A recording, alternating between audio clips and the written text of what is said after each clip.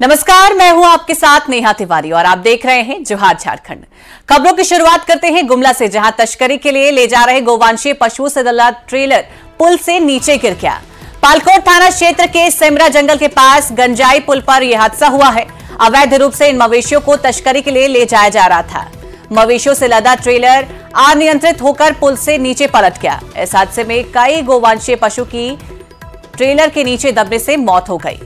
मिली जानकारी के मुताबिक ट्रेलर से लगभग 100 गोवंशीय पशु लदे हुए थे। वहीं इस घटना की सूचना मिलने के बाद थाना प्रभारी दल बल के साथ मौके पर पहुंचे और ट्रेलर में दबे गोवंशीय पशुओं को निकालने में जुट गए।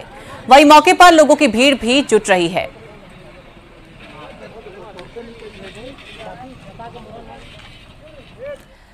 इस पूरे मामले पर न्यूज 18 कई सवाल भी उठा रहा है। मवेशियों की तस्करी पर रोक कब लगेगी? फरार मवेशी तस्करों पर कब होगी कार्रवाई?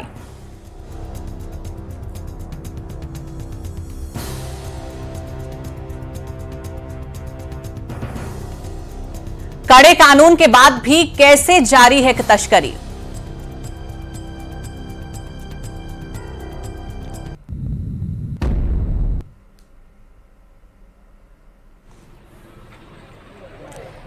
इस पर कई सवाल ऐसे उठते हैं और इस खबर पर ज्यादा जानकारी के साथ गुमला से हमारे संवाददाता रुपेश भगत हमारे साथ जुड़ गए हैं।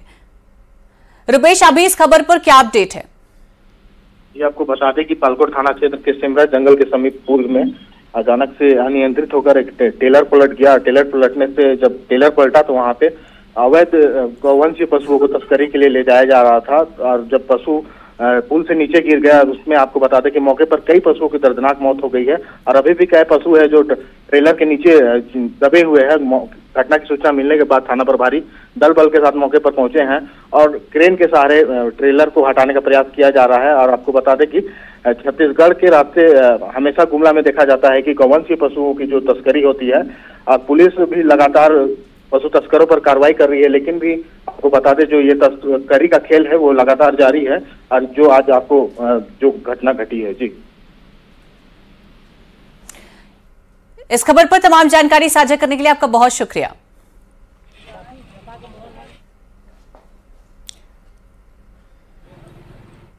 वहीं बड़ी खबर धनबाद से है, जहां ट्रांसफार्मर वर्कशॉप में भीषण आग लग गई है। इस आग में कई ट्रांसफार्मर जलकर राख हो गए हैं। सदर थाना क्षेत्र के बिजली TRW यानी कि ट्रांसफार्मर रिपेयरिंग वर्कशॉप की यह घटना बताई जा रही है। कल रात करीब 10 बजे यहां पर आग लगी थी। जानकारी के मुताबिक आग लगी में करीब 20 से 25 ट्रांसफार्मर ब्लास्ट हो गए और जलकर राख हो गए। वहीं ट्रांसफार्मर के लिए रखा गया करीब 1000 लीटर तेल भी जलकर खत्म हो गया। आग लगने की जानकारी मिलने पर फायर ब्रिगेड की टीम मौके पर पहुंची। दमकल की 4 गाड़ी और BCCL की गाड़ी ने आग पर करीब 4 घंटे की मेहनत के बाद काबू पाया।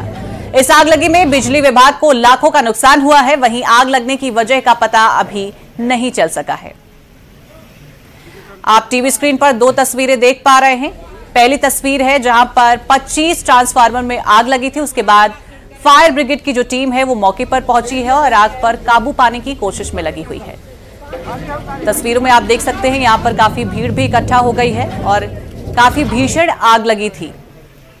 इसमें काफी सामान भी जलकर खाक हो गया है।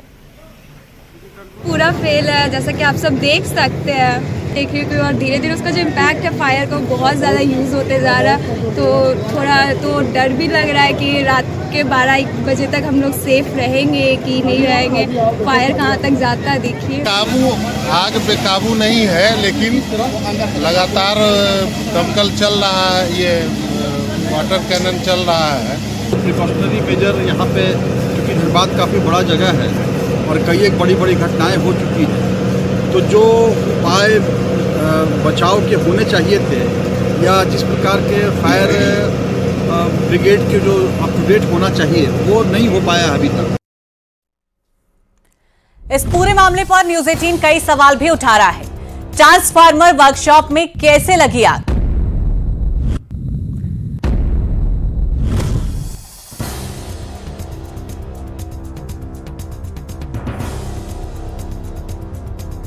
ट्रांसफार्मर में आग लगने से बचाव के क्या थे उपाय?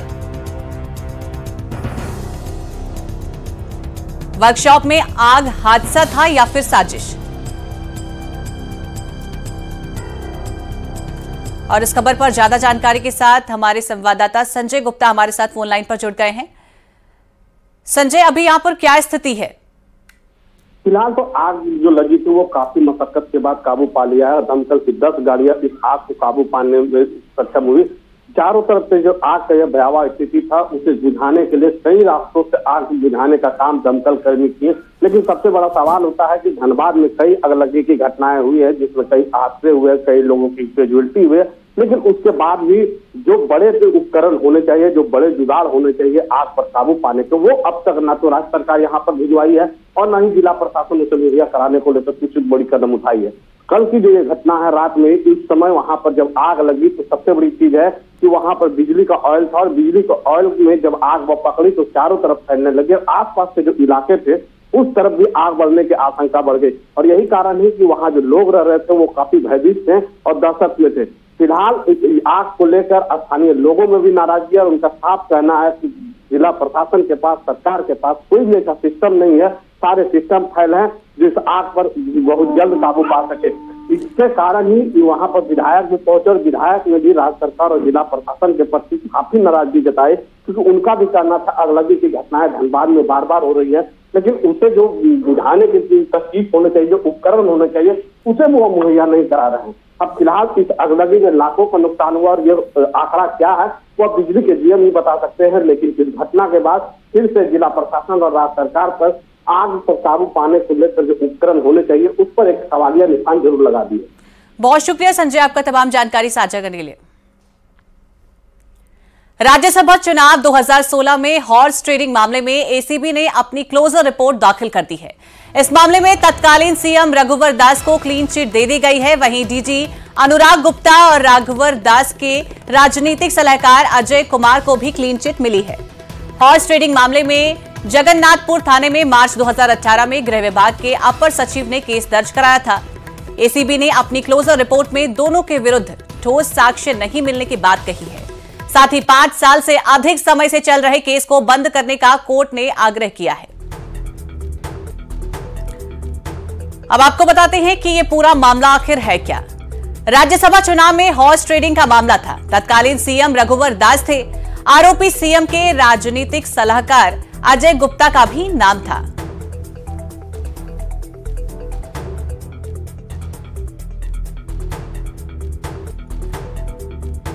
डीजी अनुराग गुप्ता का भी इसमें नाम शामिल था।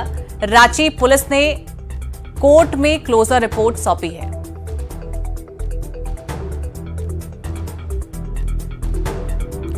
आपको एक बार फिर बता दें कि जांच में पुलिस को कोई भी सबूत नहीं मिले हैं। एसएसपी ने महाअधिवक्ता से मांगी थी राय। महाअधिवक्ता की राय के बाद केस बंद कर दिया गया है। इसके बाद सबूत मिलने पर आगे की जांच संभव है। 2018 में दर्ज कराई गई थी प्राथमिकी। आगे बढ़ते हैं। झारखंड में सरकारी अधिकारियों को समन या नोटिस कर पूछताछ के लिए बुला पाना इतना आसान नहीं होगा। राज्य के बाहर की एजेंसियों के लिए झारखंड सरकार ने यह प्रावधान किया है। हेमंत सोरेन कैबिनेट ने इस पर मोहर लगाने के बाद इसके तहत ईडी से सरकारी अधिकारियों को भेजे गए समन का कारण भी पूछा है। कैबिनेट सचिव वंदना दादेल के द्वारा ईडी को लिखे गए पत्र के बाद अब सबको निगाहें ईडी की अगली कार्रवाई पर टिक गई है। कैबिनेट सचिव पत्र की जानकारी दे रहे हैं न्यूज 18 संवाददाता अविनाश कुमार।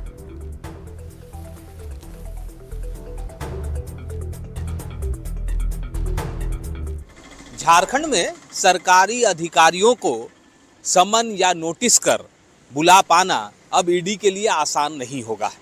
पहले कैबिनेट के द्वारा इस पर मुहर लगना और उसके बाद उसी फैसले के आधार पर कैबिनेट सचिव के द्वारा ईडी को लिखा गया पत्र ये स्पष्ट करता है कि अब ईडी को सरकारी अधिकारी को बुलाना या सरकारी कार्यालय में जाकर किसी तरह की जांच पड़ताल करना, सरकारी आवास पर जाकर जांच पड़ताल करना इतना आसान नहीं होगा।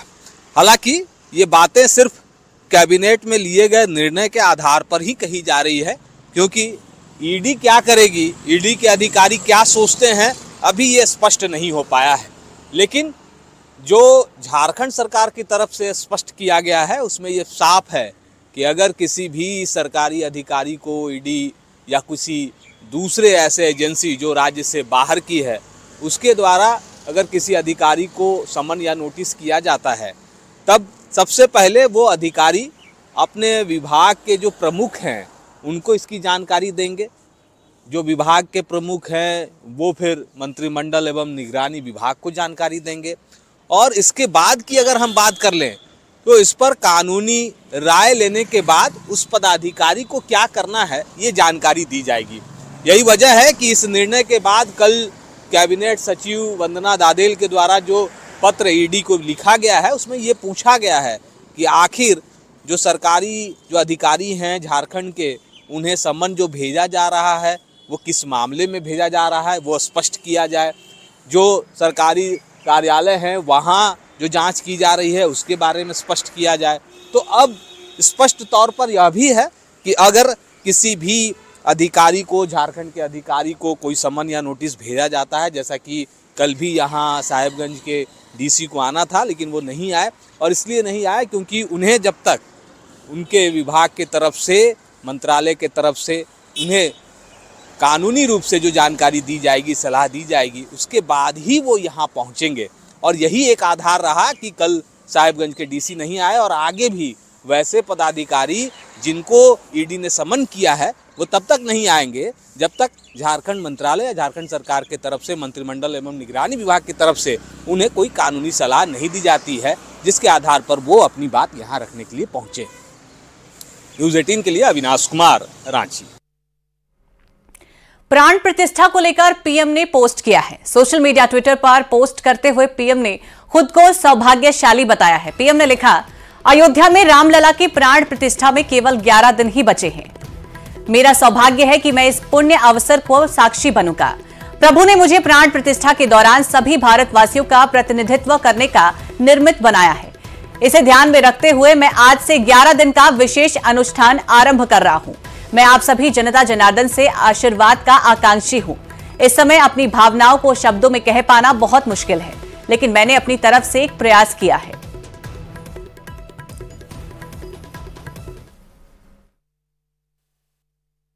पर रामचंद्र की जय। मेरे प्यारे देशवासियों, राम राम। जीवन के कुछ क्षण ईश्वरीय आशीर्वाद की वजह से ही यथार्थ में बदलते हैं।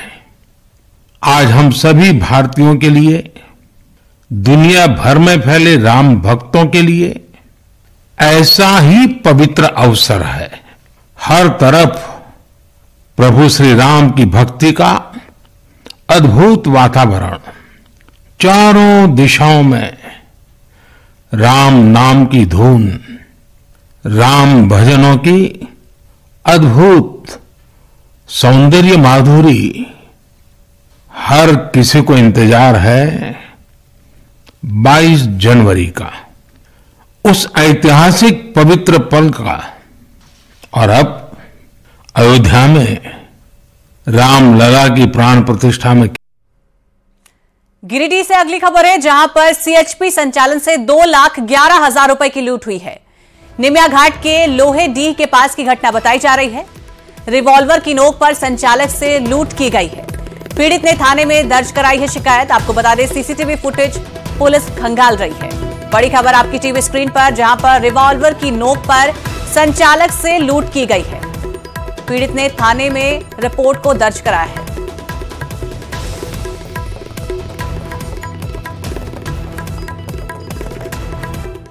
पलामू में टीएसपीसी नक्सलियों ने ठेकेदार और ग्रामीण चिकित्सक मनोज चंद्रवंशी पर जानलेवा हमला कर दिया है। यह घटना नौडीह के शाहपुर विजय मोड़ के पास की है। मनोज चंद्रवंशी अपने क्लिनिक में बैठे हुए थे, तभी बाइक पर सवार होकर 3 टीएसपीसी नक्सली आ धमके और उन पर फायरिंग करने लगे। फायरिंग में मनोज चंद्रवंशी के हाथ में गोली लग गई। हालांकि उनकी जान बच गई है और कहा जा रहा है कि टीएसपीसी नक्सलियों ने मनोज चंद्रवंशी से लेवी मांगी थी, पर उन्होंने लेवी देने से मना कर दिया, तो टीएसपीसी नक्सली उनकी जान के दुश्मन बन गए। घटनास्थल से टीएसपीसी नक्सलियों पर पर्चा बरामद किया गया है।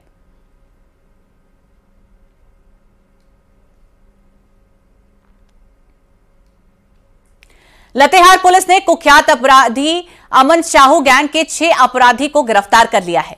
यह गैंग 3 से 4 माह में कई वारदात को अंजाम दे चुका है। इसमें कोल माइंस के कंट्रोल रूम में आगजनी से लेकर रेल कर्मचारी पर गोलीबारी जैसी घटनाएं भी शामिल हैं। दरअसल अमन साहू फिलहाल जेल में बंद है, पर वो जेल में रहकर बाहर अपराध का साम्राज्य चला रहा है।